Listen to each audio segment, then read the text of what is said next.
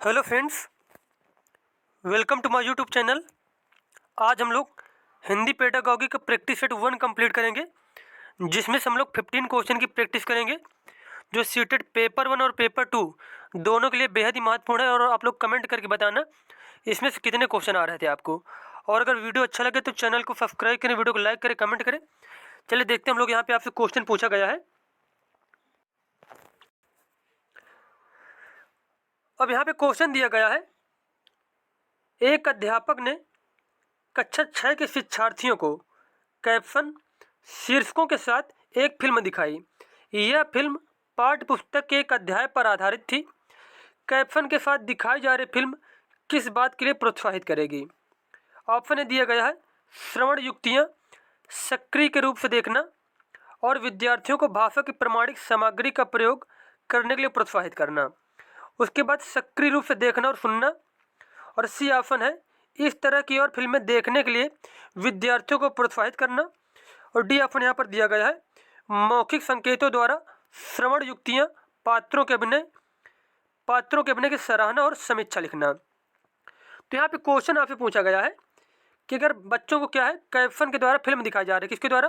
Caption के साथ film दिखाई जा रही है, तो मतलब इससे क्या प्रभाव पड़ेगा बच्चों में, क्या विशेषताएं डेवलप होंगी? तो इसका आंसर हो जाएगा कि कैप्शन के साथ दिखाई जा रहा फिल्म किस बात के लिए प्रोत्साहित करेगी? तो इसका करेक्ट आंसर हो जाएगा श्रवण युक्तियाँ, सक्रिय के रूप से देखना और विद्यार्थियों को भाषा की प्रमाणिक सामग्री का प्रयोग करने के लिए प्रोत्साहित करना। तो यहाँ पे ए ऑप्शन बिल्कुल ही सही हो जाएगा।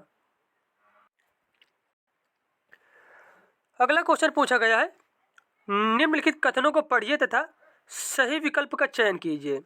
अब यहाँ पे एक कथन दिया गया है, अपने प्रारंभिक बाल्यावस्था में एक बच्चा संज्ञा की अपेक्षा क्रियाओं, वर्ब का अधिक प्रयोग करता है और व्याकरणिक नियमों की अनदेखी करता है। और तर्क दिया गया है उनकी शब्द संपदा बहुत सीमित होती है। तो यहाँ पे बताना कौन सा ऑप्शन सही है। ए सही है परंतु आर गलत है। ए और आर दोनों सही है परंतु आर ए की सही व्याख्या नहीं है। उसके बाद सी ऑप्शन है ए गलत है परंतु आर सही है।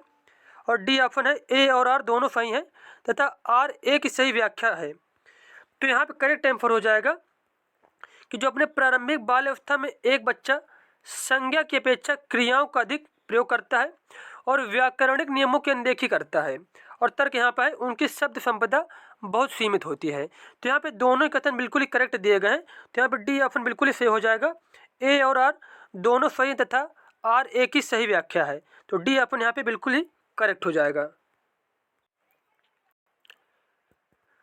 अगला क्वेश्चन पूछा गया है, एक बालिका अपनी भाषा कक्षा का अनुभव माँ के साथ साझा करती है और कहती है कि कभी कभी हम अपनी आंखें बंद करते हैं और हमें अध्यापिका अपने बस्ते में से कोई भी वस्तु निकालने के लिए कहती है, फिर हमें उस वस्तु के बारे में बताना होता है। यह सीखने का बहुत अच्छा तरीका है। बच्चे की यह टिप्पणी अधिगम के बारे में बच्चे की प्राथमिकता की ओर संकेत करती है। उसकी प्राथमिकता की पहचान कीजिए। अब यहाँ पे ऑप्शन दिए गए हैं आपको। ऑप्शन यहाँ पर दिया गया पहला ऑप्शन, जब मैं कुछ करती हूँ तो भाषा का प्रयोग अच्छी तरह से याद कर लेती हूँ। मैं जब सुनती हूँ तो भाषा प्रयोग अच्छी तरह से याद कर लेती हूँ।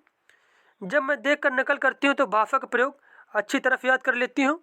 मैं जब देखती हूँ तो भाषा प्रयोग अच्छी तरह से याद कर लेती हूँ।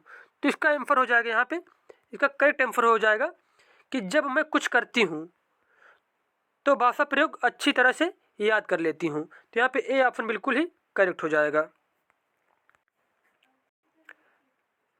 अगला क्वेश्चन दिया गया है, शिक्षार्थी क्या करती है? उस उदाहरण को पढ़े और उदाहरण से मेल खाती हुई युक्ति का चयन कीजिए। यदि मुझे किसी का अर्थ समझ में नहीं आता तो मैं देखने का प्रयास करती हूँ। तो मैं क्या देखने का प्रयास करती हूँ? ऑप्शन दिए गए संदर्भ सामग्री की मदद लेना, अभ्यास के लिए अवसरों का प्रयोग करना, मस्तिष्क की भ्रमित स्थिति या फिर विन्यास पर ध्यान देना। तो इसका करेक्ट आंसर हो जाएगा यहाँ पे, यदि मुझे किसी का समझ में नहीं आता तो मैं देखने का प्रयास करती हूँ। तो इसका आंसर हो जाएगा संदर्भ सामग्री की मदद लेना। तो ए ऑप्शन यहाँ पे बिल्कुल ही सही हो जाएगा।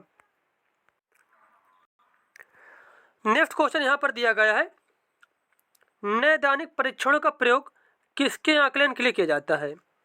पाठ्य वस्तु के मुख्य बिंदुओं का सारांशीकरण करने की योग्यता, शिक्षार्थी की अपनी भाषा संबंधी गलतियों को स्वयं पहचानने की योग्यता, शिक्षार्थियों को उपलब्धियों के क्रम में श्रेणीबद्ध करना, और डी ऑप्शन है शिक्षार्थियों के भाषा के मजबूत और कमजोर बिंदु। तो यहाँ पे दिया गया है जो ऑप्शन कि नैदानिक परीक्षणों का प्रयोग शिक्षार्थी के भाषा के मजबूत और कमजोर बिंदु के आकलन करने के लिए किया जाता है। तो यहाँ पे डी ऑप्शन बिल्कुल ही सही हो जाएगा। अगला क्वेश्चन पूछा गया है, निपुणता परीक्षण सदैव किसका आकलन करते हैं? निपुणता परीक्षण सदैव किसका आकलन करते हैं? भाषा का वह स्तर जहाँ तक विद्यार्थियों की पहुँच बन गई है। तो यहाँ पे ए ऑप्शन बिल्कुल करेक्ट दिया गया है। भाषा का वह स्तर जहाँ तक विद्यार्थियों की पहुँच बन गई है, निपुणता परीक्षण इसी का आकलन करते हैं। तो ए ऑप्शन यहाँ पे बिल्कुल करेक्ट हो जाएगा। अगला क्वेश्चन दिया गया है, एक अध्यापक ने विद्यार्थियों को समूहों में विभाजित किया और हाथियों पर कहानी पढ़ने से पहले उनके बारे में आयोजित प्रश्नोत्तरी में भाग लेने के लिए कहा। यहाँ पर अध्यापक का क्या गंतव्य है या फिर क्या मंतव्य है, मतलब क्या उद्देश्य है अध्यापक का? तो इसका आंसर हो जाएगा टॉपिक के प्रति रुचि पैदा करना। तो यहाँ पे ए ऑप्शन बिल्कुल ही करेक्ट हो जाएगा।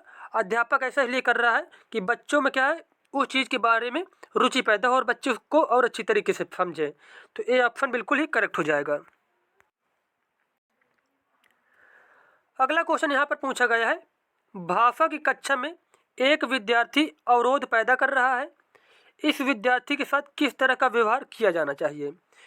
तो ऑप्शन ए दिया गया यहाँ पे, बच्चों को समाधान खोजने के लिए कहना चाहिए, उद्यमी विद्यार्थी पर ध्यान देना चाहिए, समाधान खोजने के लिए अभिभावकों पर निर्भर रहना चाहिए, विद्यालय प्रशासन को इस विद्यार्थी के बारे में बताना चाहिए। तो इसका करेक्ट आंसर हो जाएगा कि क्या भाषा की कक्षा में एक विद्यार्थी अवरोध पैदा कर रहा है, तो इसमें एक शिक्षक को क्या करना चाहिए, बच्चों को समाधान खोजने के लिए कहना चाहिए।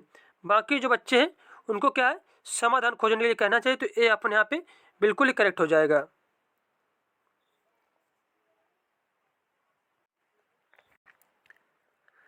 उसके बाद अगला क्वेश्चन यहाँ पर दिया गया है, विद्यार्थी किसी विचार बिंदु पर मानस मंथन करते हैं, संयोजन करते हैं, प्रारूपण करते हैं, संपादन करते हैं और अंततः अपने कार्य की पुनरावृत्ति भी करते हैं।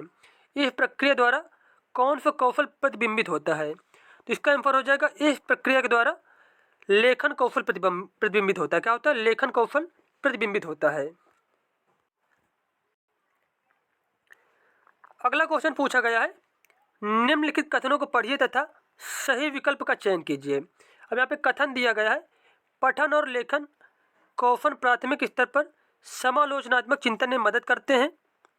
तर्क दिया गया है, समालोचनात्मक चिंतन पठन और लेखन का उपकौशल है। तो यहाँ पे क्या ऑप्शन सही है ये बताना यहाँ पे।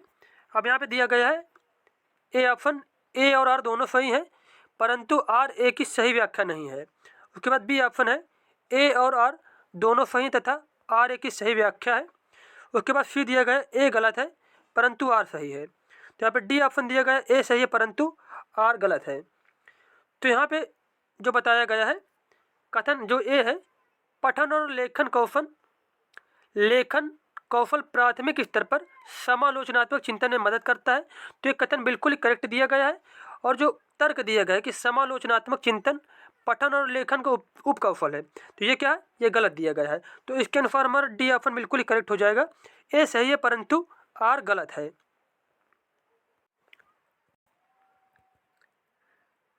अगला क्वेश्चन पूछा गया है, भाषाई कौशल सीखने का सर्वाधिक उपयुक्त तरीका है।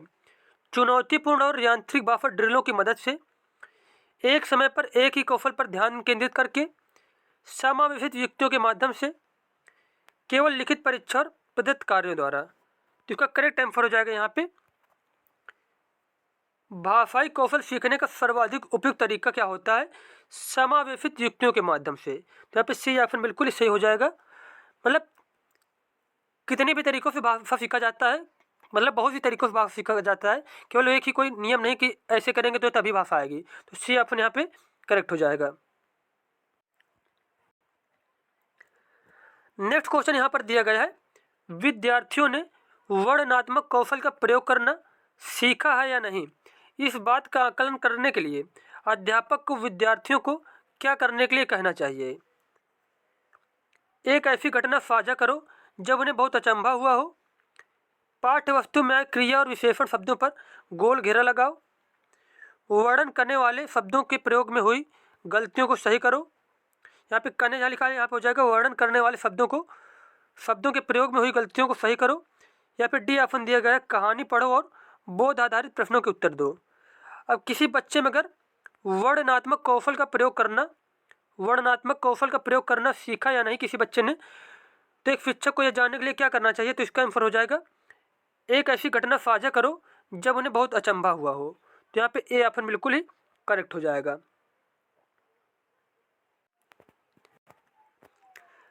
अगला क्वेश्चन दिया गया है, कक्षा 7 की अध्यापिका निर्धारित पाठ्य पुस्तकों के अलावा अन्य पुस्तकों के पठन को सुलभ कर रही है, वह किस तरह के पठन को सम्मत कर रही है।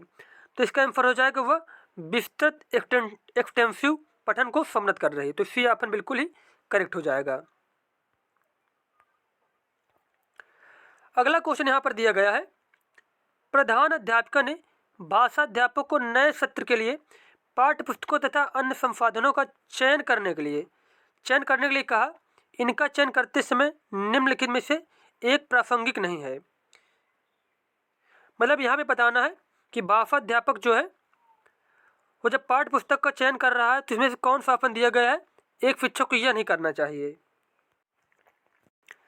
अब यहाँ पे ऑप्शन दिया गया है, पुस्तकों और संसाधनों की अनुकूलता, बच्चों की अधिगम आवश्यकताएं और उन्हें आने वाली भाषाएं, विद्यार्थियों का स्तर, सामग्री की अवधारणात्मक जटिलता और गहनता। तो यहाँ पे दिया गया है कौन सा ऑप्शन नहीं करना चाहिए, तो हो जाएगा कि सामग्री की अवधारणात्मक जटिलता और गहनता के बारे में एक शिक्षक को नहीं करना चाहिए। तो डी ऑप्शन यहाँ पे बिल्कुल ही करेक्ट हो जाएगा। मतलब इसे पूछा गया नहीं करना चाहिए, तो यहाँ पे डी ऑप्शन नहीं करना चाहिए। जबकि पुस्तकों और संसाधनों की अनुकूलता देखना चाहिए, बच्चे की अधिगम आवश्यकताएं और उन्हें आने वाली भाषाओं के बारे में देखना चाहिए, और विद्यार्थियों का क्या स्तर है उसी के हिसाब से पाठ्य पुस्तक चयन करना चाहिए। उसके बाद नेक्स्ट क्वेश्चन दिया गया है, अध्यापक ने शिक्षार्थियों द्वारा भाषा सामग्री के प्रयोग का निरीक्षण करने के लिए मानदंड निर्धारित किए। सामग्री का प्रयोग निरीक्षण करने के लिए कौन सा मानदंड सर्वाधिक रूप से महत्वपूर्ण और सहायक है। सामग्री की उपलब्धता, तैयारी और अभ्यास, उपयोग, दोहराव और अभिव्यक्ति, अवलोकन, पृष्ठपोषण, सत्र और लिखित रिपोर्ट, चेकलिस्ट, पूर्वानुमान और अधिगम प्रतिफल। तो यहाँ पे करेक्ट आंसर हो जाएगा, कौन सा मानदंड सर्वाधिक रूप से महत्वपूर्ण और सहायक है। तो यहाँ पे करेक्ट आंसर हो जाएगा कि अवलोकन करना, पृष्ठपोषण, सत्र और लिखित रिपोर्ट। तो यहाँ पे सी ऑप्शन बिल्कुल ही सही हो जाएगा। तो यहाँ पे जितने भी 15 क्वेश्चन थे वो कंप्लीट हो गए। मिलते हैं नेक्स्ट वीडियो में। धन्यवाद।